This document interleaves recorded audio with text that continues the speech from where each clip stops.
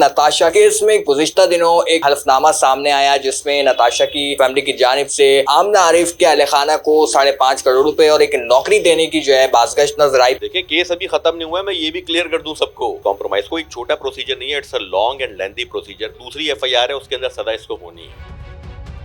Sir बताइएगा, आपका एक इनिशिएटिव है, उसमें आपने बताया कि ये जो खबर है जिसमें 5.5 करोड़ रुपए ये गलत है, नौकरी का झांसा नहीं है, तो इसमें कितनी हकीकत है और क्या मिलाकर ये जो चीज़ें चल रही हैं तो बहुत ज़्यादा मामले को उलझा रही हैं ये बातें।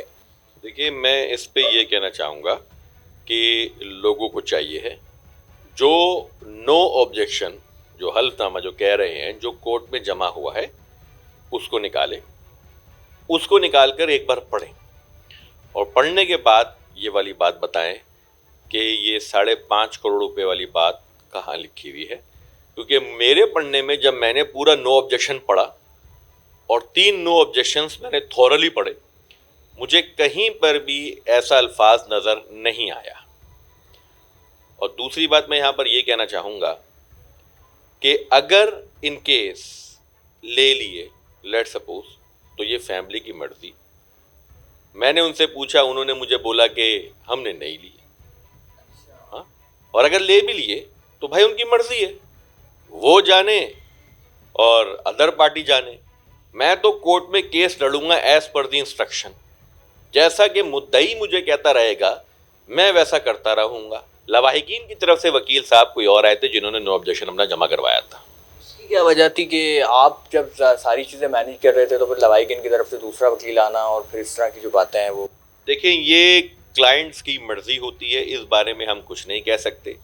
बेसिकली मैं एक तरीके से इस चीज़ के अंदर एक दरार था और मेरा ये मानना है कि मैं कह रहा था कि अल्लाह वास्ते माफ़ ना किया जाए। साफ बात है, मैं कह रहा था कि पैसे लो तगड़े और सज़ा दिलाओ, है ना भाई, दोनों हक है ना, दियत भी हक है और सज़ा भी हक है। ये जो बात है ये तो पूरी आवाम, पूरा पाकिस्तान यही चीज़ के साथ जा रहा था जो आपने अभी बयान दिया है कि सभी पाकिस्तानी कह रहे थे कि केस लड़ो। देखिए, केस अभी ख़त्म नहीं हुआ है, मैं ये भी क्लियर कर दूं सबको। आज आपने देखा होगा कि एक और एफआईआर 11 PHO जो सेक्शन है उसके अंदर इसकी बेल रिजेक्ट हो गई। मैंने 3 दिन पहले लगभग ये वाली बात बोली थी, 2 दिन पहले जब नोटिस हुआ था कि ये वाली बेल, इसकी दूसरी बेल रिजेक्ट होनी ही होनी है। वो बेल आज रिजेक्ट हो गई उसकी। अभी तो इंटरिम चार्जशीट पेश हुई है, अभी फाइनल चार्जशीट आएगी। फाइनल चार्जशीट के ऊपर सेक्शंस और ऐड होंगे मौजूदा सेक्शन के अलावा भी। उसके बाद जज साहब चार्जशीट एक्सेप्ट करेंगे। एक्सेप्ट करने के बाद वो सेशन अदालत पे जाएगी। सेशन अदालत कॉम्प्रोमाइज अगर एप्लीकेशन लगाती है, लेट सपोज पार्टी, तो 345 की एप्लीकेशन वहां पर लगेगी। फिर अब जज की डिस्क्रिप्शन पे है कि आया उस कॉम्प्रोमाइज को एक्सेप्ट करे या ना करे। हो सकता है जज कॉम्प्रोमाइज को रिजेक्ट कर दे और हो सकता है एक्सेप्ट कर ले। लेकिन जो दूसरी वाली एफआईआर है उसका कॉम्प्रोमाइज से कोई ताल्लुक नहीं है। तो मैं ये उम्मीद रखता हूँ हमारी अदलिया से और हमारे इदारों से कि उस केस के अंदर फेयर इन्वेस्टिगेशन होके रिपोर्ट जमा होगी और खातून को सज़ा होगी। अच्छा सर, मुझे ये बताइएगा, ये सवालात तो हैं जो अपनी जगह खड़े हुए, लेकिन ये जो उलझनें पैदा हो रही हैं कि पैसे के हवाले से, क्योंकि हर बंदा भी यही सवाल कर रहा है कि मिल गए पैसे, नहीं मिले, फिर उसमें दूसरी चीज़ आ गई नौकरी के हवाले से कि या नताशा के कंपनी में नौकरी मिलेगी, इस तरह की बातें आ गई। तो ये क्या मामला है कि आपने कहा कि मिले नहीं मिले वो फैमिली का वो, लेकिन जब आपने सवालात किए फैमिली से तो उनका क्या रिप्लाई आया और किस तरीके से रिप्लाई आया, और जब आपने किए सवालात तो उसमें क्या बातचीत हुई? कोई भी चीज़ की ऑथेंटिसिटी 2 तरीके से चेक की जाती है। या तो दोनों पार्टीज में आपस में जो बातचीत हुई है उसकी ऑडियो या वीडियो मार्केट के अंदर आ गई हो, पहली चीज़। या दोनों पार्टीज के अंदर कोई तहरीरी मुआहदा हुआ हो, ये जॉब वाली बात और ये पैसों वाली बात, वो वाली चीज़। दोनों चीज़ों में से कोई भी चीज़ मार्केट के अंदर नहीं है, ना कोर्ट में। अब सवाल यहाँ पर यह पैदा होता है कि ये बात अगर आ रही है तो कहाँ से आ रही है। अगर ये बात आ रही है और लेट सपोज अगर पार्टी ने ले भी लिए हैं तो भाई पार्टी जाने, इससे हमारा कोई ताल्लुक नहीं है दूर दूर तक।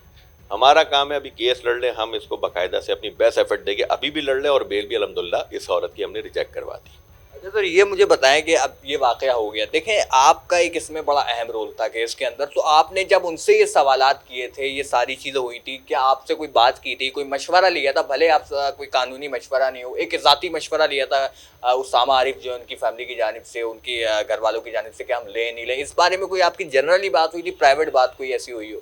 जी मेरी हुई थी, और मेरी बहुत पहले भी हुई थी, बिल्कुल वफात के बाद, जब इमरान आरिफ साहब और आमना आरिफ जब ये इंतकाल कर गए थे, तो उसके बाद भी मेरी इनकी फैमिली से मुलाकात हुई थी, और इनकी वालदा इद्दत में थी, लेकिन मेरी उनसे थोड़ी सी गुफ्तगू हुई थी उसमें पर्दे में।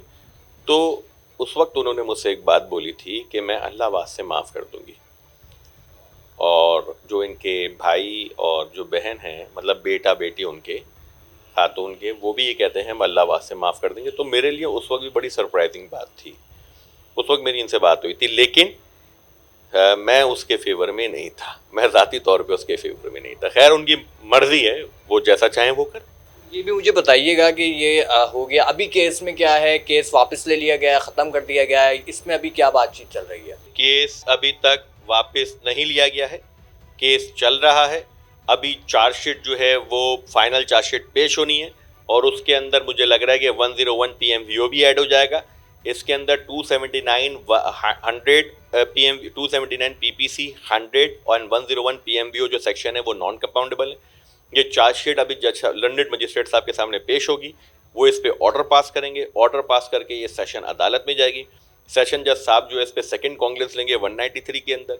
उसके बाद जो है इस पे at the time of framing of charge हो सकता है कि इनमें 345 की एप्लीकेशन अगर मूव होती है पार्टीज के दरमियान, जो कि अभी फ्यूचर की बात है, तो अगर वो मूव होती है तो फिर अब जज साहब के ऊपर है, जज साहब के डिस्क्रिप्शन के ऊपर है कि वो उस कॉम्प्रोमाइज़ को माने या ना माने। और कॉम्प्रोमाइज़ कोई छोटा प्रोसीजर नहीं है, it's a long and lengthy procedure. और इसके अलावा इसके ऊपर दूसरी FIR भी हुई हुई है। दूसरी FIR में ये 345 की ट्रीटमेंट हो ही नहीं सकती है।